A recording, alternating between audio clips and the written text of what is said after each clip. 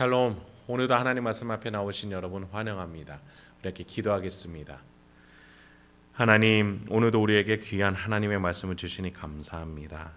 이 말씀을 읽고 묵상할 때마다 우리에게 확신을 주시고 기쁨을 주시고 용기를 허락하여 주시옵소서.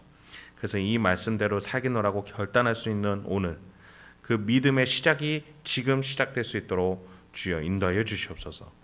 예수님의 이름으로 기도했습니다. 아멘. 오늘 함께 살펴볼 말씀 사사기 8장 29절에서 35절입니다.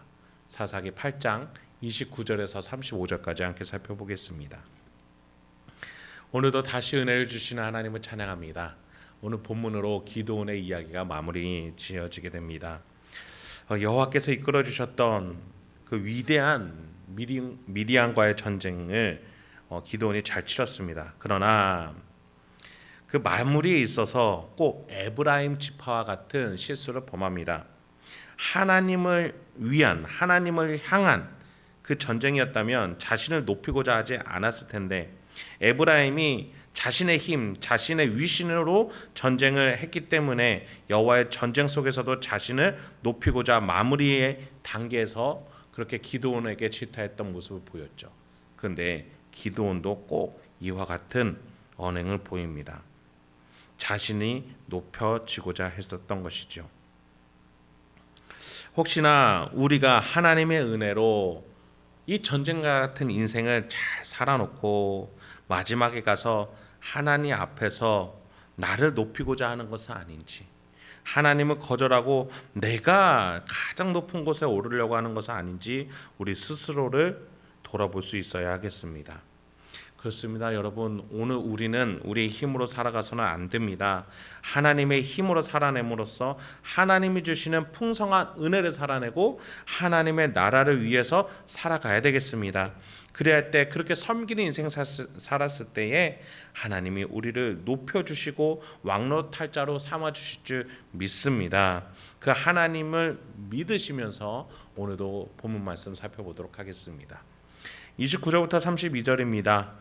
요아스의 아들 여룹바알이 돌아가서 자기 집에 거주하였는데 기드온이 아내가 많음으로 그의 몸에서 낳은 아들이 70명이었고 세겜에 있는 그의 첩도 아들을 낳았으므로 그 이름을 아비멜렉이라 하였더라. 요아스의 아들 기드온이 나이가 많아 죽음에 아비에셀 사람의 오브라이에 있는 그의 아버지 요아스의 묘실에 장사되었더라. 기드온의 인생을 통해서 이스라엘 나라에게 득과 실이 분명하게 구분이 되는 듯합니다. 그의 순종으로 미디안 대군을 물리친 이후에 40년 동안에 이스라엘에게 화평이 찾아옵니다. 평화가 찾아와요.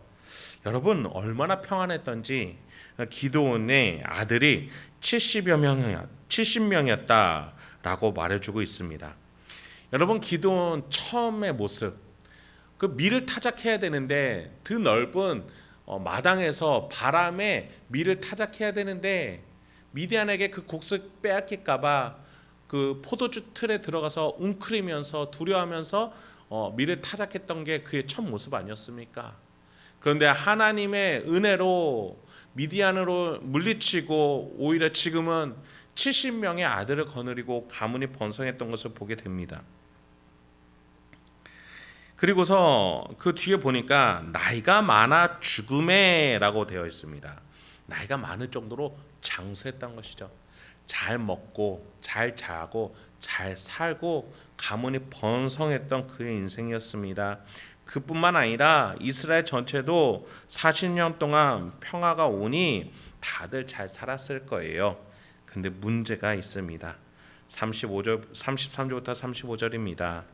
기드온이 이미 죽음에 이스라엘 자손이 돌아서서 바알들을 따라가 음행하였으므로 또 바알브릿을 자기들의 신으로 삼고 이스라엘 자손이 주위의 모든 원수들의 손에서 자기들을 건져내신 여호와 자기들의 하나님을 기억하지 아니하며 또 여룹바알이라 하는 기드온이 이스라엘에 베푼 모든 은혜를 따라 그의 집을 후대하지도 아니하였더라.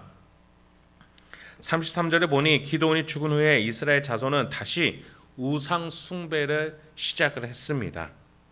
기드온은 하나님을 섬겨 기드온은 하나님이 신겨 주시는 참된 사사였습니다. 그런데 문제는 부족했습니다.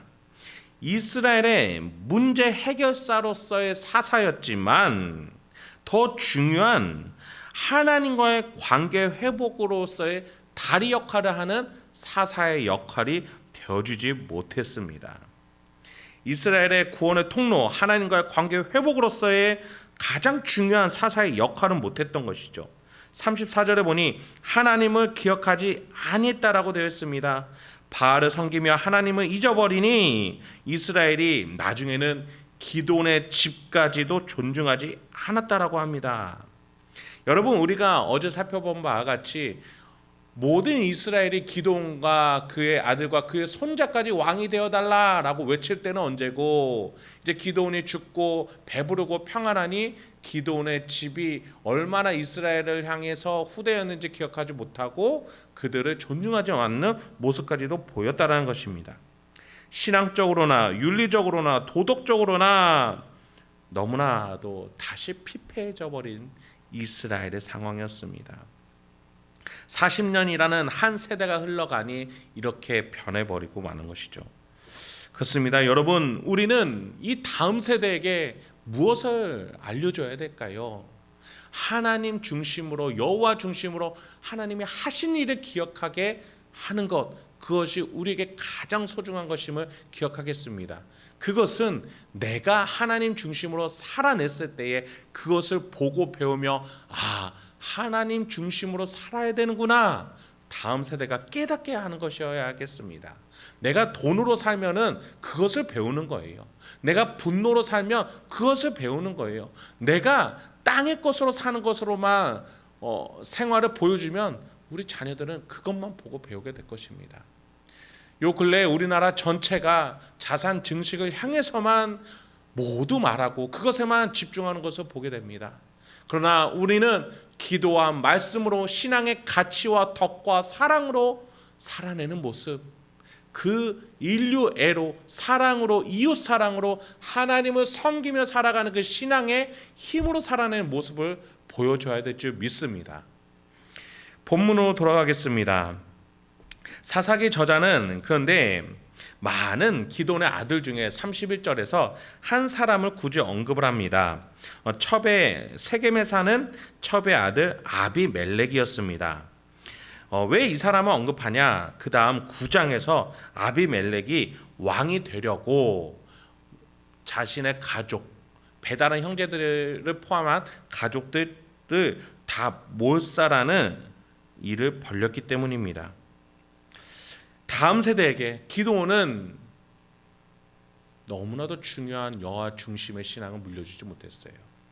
현실에서 문제를 해결해내는 사사였습니다. 그러나 하나님과의 관계 회복으로 이끌어줄 수 있는 신앙의 선배는 되어주지 못했습니다. 이 얼마나 비참한 현실이겠습니까? 그는 여호와의 전쟁을 순종으로 치렀지만 가장 중요했던 전쟁, 일상과 가정에서의 전쟁은 실패했던 것이죠. 그는 일상에서 또 다른 에봇을 만들어서 이스라엘이 일상에서 우상 숭배하게 했습니다.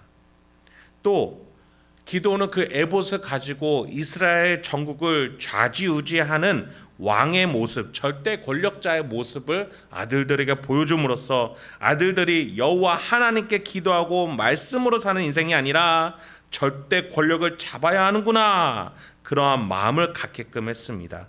그러니 아비멜렉과 같은 괴물이 나타나게 된 것이죠. 여러분, 우리에게 가장 중요한 것은 이 마음입니다. 이 마음이 무엇을 믿고 있는지, 어떤 것을 따르고 있는지가 우리의 언행과 판단, 기준, 선택으로 나타나기 마련입니다. 그래서 평소에 우리의 신앙이, 우리의 신념이 무엇인지를 돌아봐야 합니다. 우리의 가족 구성원들과 주변 이웃들에게 내가 삼일체 하나님의 사랑으로 빛과 소금의 영향력으로 나가고 있는지, 아니면 반대로 악한 영향력으로 나를 높이고자 하는 탐욕과 정욕으로 가득 차서 그러한 영향력으로 내가 상대하고 있는 것은 아닌지 나 자신을 돌아보면서 우리가 오늘 하루도 살아가야겠습니다.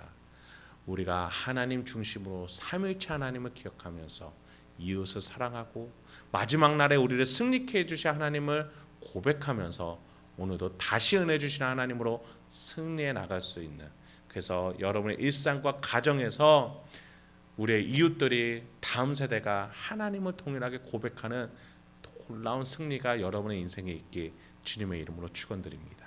함께 기도하겠습니다. 하나님, 오늘도 우리에게 귀한 하나님의 말씀을 주시니 감사합니다. 오늘도 우리에게 귀한 하나님의 말씀을 주심으로써 확신케 해주시고 승리케 해주시고 우리가 화평케 하여 주시옵소서. 특히나 우리가 우리 주변 이웃들에게 또 우리의 다음 세대에게 내가 어떤 영향력을 미치고 있는지 돌아보게 하여 주시옵소서. 내가 겉으로는 신자로 여호와를 고백하는 자로 서 있지만 내 평소의 말과 행동과 신념은 혹여나 다른 것은 아닌지 돌아보게 하여 주시옵소서. 살아계신 삼위일체 하나님을 고백하며 함께 살아가며 섬기며, 그래서 이웃들에게, 내 옆 사람에게, 가족에게 사랑을 전할 수 있는 우리 행복한 교회 성도님들과 제가 될 수 있도록 인도하여 주시옵소서. 예수님의 이름으로 기도했습니다. 아멘.